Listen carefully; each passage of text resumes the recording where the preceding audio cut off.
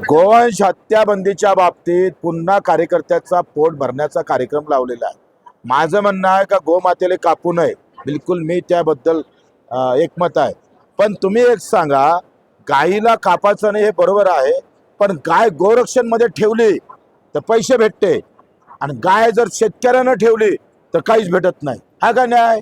शेतकऱ्याला द्या अनुदान, गोरक्षण धारकाला जर अनुदान देता तर मग शेतकऱ्याला का देत नाही?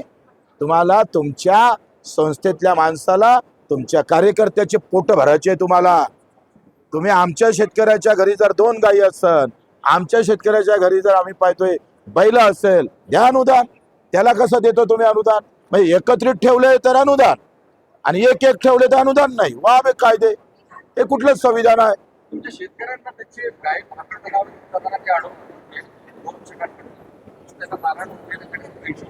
नाही, शेतकऱ्याला मारणारच आहे हे। धर्माचं नाव सांगून आम्हाला मारायचंच ठरवलं आहे, चीरफाड करणार आहे, बटेंगे तो कटेंगे असं ते योगीजी म्हणत होते। आता सत्ता तुमची आले, कटून कोण राहिला विचारा ना, म्हणा कोण कटून राहिला? या 7 महिन्याच्या काळात 7,000 शेतकरी आत्महत्या करून मेला। कोण कटला? हिंदू नाही कटला। अहो, हे सगळ्या शेतकऱ्याच्या आत्महत्या 90% हिंदू आहे।